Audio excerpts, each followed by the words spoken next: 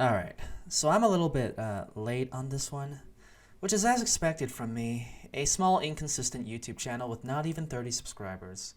I could have easily skipped talking about this because I don't think I have anything to offer you guys that can't be found on bigger channels from more capable people.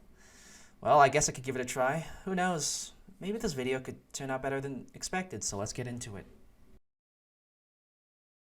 Okay, first, I just want to say to all the Senora fans and Senora mains out there, I am so sorry for your loss. Truly, I do not know how you guys are still loyal to your Ash Queen. This is about as complete of a full deconfirm as it gets. There's still traces of copium left, that Senora might come back. All I can say is, good luck guys. Can't wait until Snezhnaya's release where we can finally visit her tomb. The sages think themselves to be all-knowing, but we alone are wise to the virtue in those acts of folly. Now, I believe in this scene, Pierrot makes a reference to Sumeru. He says the sages think they are all-knowing, but they, and I think he's referring to the Fatui Harbingers and the Tsaritsa, see through the BS. Does that mean that there is some universal lie that everyone else in Teyvat seems to believe? Do we, the Traveler, believe in such a lie? And it also reveals that the people pushing for folly are the sages, not the common people. Alright, Sumeru, you owe us some answers. At least we won't be meeting any flat Tevaters anytime soon, so that's a plus. Also, I'm not going to talk about the chess match here. We see the Animo and Geonoses, which is a nice detail, but I don't think I'm qualified to talk about the nuances of the chess game itself. Sorry, guys.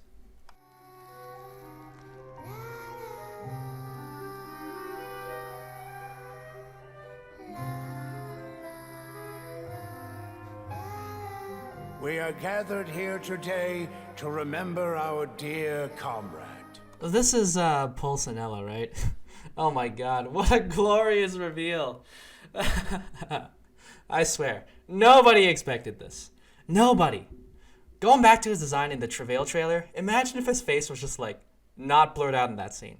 We just see this old elf midget man with funny glasses sitting on a chair. He wouldn't look so threatening anymore, would he? Now that raises the question, did Hoyo fully design Pulsinella's appearance before or after the Travail trailer? Honestly, I find it hard to argue for after the trailer because everyone else in this trailer are already shown with complete artwork, which means the rational conclusion is they knew what Pulsinella looked like all along, but had to hide his face from the camera. Oh my god, that's my official headcanon now.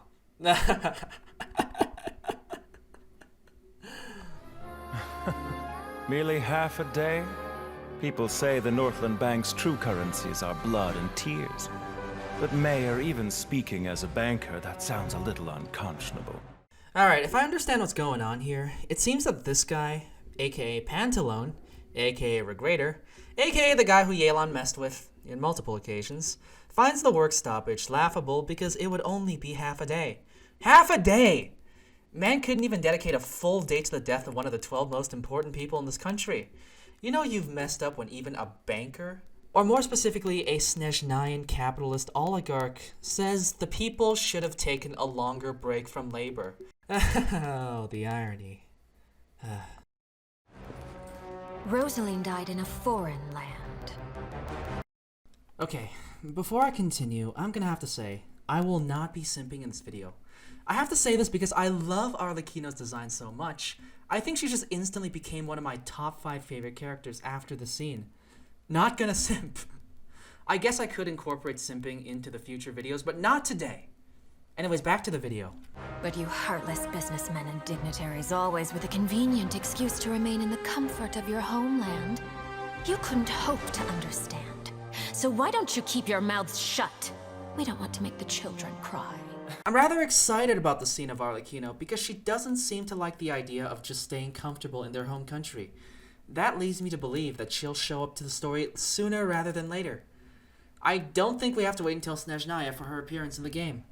And that is a win for me. She's the only Harbinger so far that I absolutely want to pull for with no exceptions. But about her criticisms, is Alaquino not aware that Pantalone actually did do stuff in Liyue? It doesn't seem like the Harbingers keep track of each other's movements, but Pantalone didn't remain in the comfort of the homeland.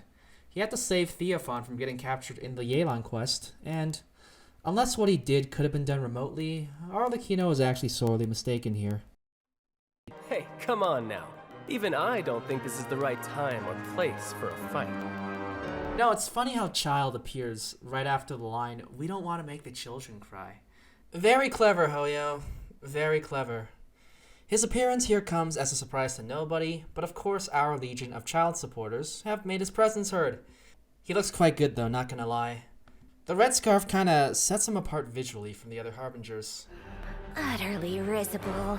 Sandrone looks like an evil Noelle. Oh my god, I want to see the two of them meet in the canon, even though that's probably not gonna happen. Though her methods tarnished her honor, Loafalta's sacrifice is a great pity. So, this is Capitano. This guy looks big, but everyone looks a bit bigger when wearing the Fatui coat. If he does become playable, I hope he isn't a repeat of Ito and gets the big frame he deserves. I know it's a tall ask. I wonder if we'll ever see his face. But Dottore, what of Scaramouche and the Gnosis from Inazuma? Conventional wisdom holds that divine knowledge cannot be rationally comprehended. And Dottore, whoa, you are not what I expected. What happened to the arrogant, angry, mad scientist attitude? Where's the cow mask? I'm not complaining though. You look great, but this feels like a completely different person. Actually, we should come back to this later. After conquering the divine gaze, he will make his next move. Okay, so it looks like Scaramouche hasn't returned. He still has the Electro-Gnosis in his possession. Conquering the divine gaze implies he may be trying to harness the power of the Gnosis, or at least do something with it. It would make sense that he could, because he's supposed to be an Archon vessel. Sorry, I'm super behind on my knowledge of Scaramouche. I think this was probably mentioned somewhere before, what he can do and what he could be doing with the Gnosis. I'm gonna have to catch up on Scaramouche lore later. And lastly, Pierrot is here. The leader, the big bad before the Tsaritsa, who isn't really a big bad herself compared to Celestia, or the Abyss Order, or... anyways. He's looking menacing and gives off a wise, evil old man impression. I like it. I've heard some outlandish claims about him, about how he's Varka, or he's Kaya's dad. Man, imagine Kaya's dad abandoning Conria and becoming the leader of the Harbingers. Wow. What we know so far is that both Senora and Scaramouche has history going back 500 years, and I believe Pierrot recruited Senora around after the Cataclysm. By that factor alone, I think that's a strong case against the Varka theory. Not that I was taking it seriously regardless, mind you. Man, the palace turning to ice, all of these cool metaphors. It seems that out of all the elemental realms to host a powerful antagonist group, this was the perfect pick. I can't wait to see the aesthetics of an explorable Snezhnaya. Like, man, this is so hype. What a trailer, but that's not quite the end just yet. I must say, you're looking very young today, Doctor. You know very well that I do not take that as a compliment. So, where's the segment in the prime of his life, then? He's busy with a little experiment in blasphemy. So here we get some bonus information on Dottore. I think the girl talking to him is Colombina, and Dottore doesn't like to be called young, apparently. There's something interesting in here about a segment in the prime of his life, and how Dottore says he's experimenting in blasphemy. There's a giant tree being burned. At first I thought something about Dragonspine, but no. This is Cole's dream, so it looks like perhaps Dottore will be involved in the Sumeru quest, and there's a super important tree involved. Now, to settle the differences of the manga Dottore and the current Dottore, perhaps the segment in the prime of his life is referring to the manga Dottore. They just seem too different to say that Dottore simply got a glow up these years. So we may have multiple Dottores here. And lastly, we get Cole and Tainari, whom are both confirmed playable in 3.0. Is it weird to say that I'm excited to meet Cole again?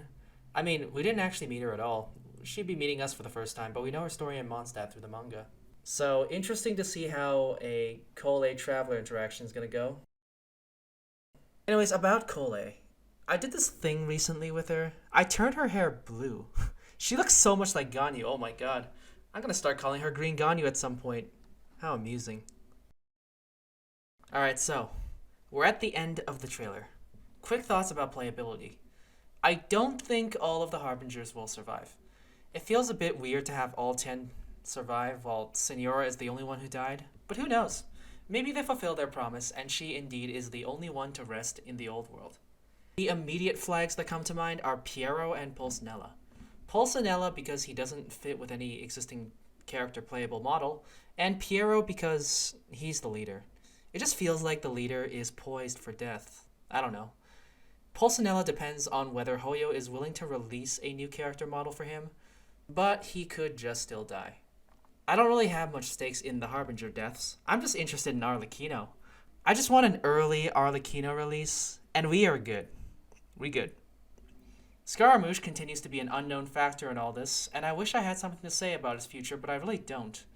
It doesn't help that I am lacking in knowledge on him too. Would he betray the Harbingers? Can he become a god himself with a gnosis? Well, at least my complete obliviousness on the matter will make the anticipation exciting. Alright, so I think that's the end of the reaction. Feel free to drop any thoughts below. Got any Harbinger that you're interested in? Feel free to comment if you have anything. Hope y'all enjoyed this one, and see y'all next time.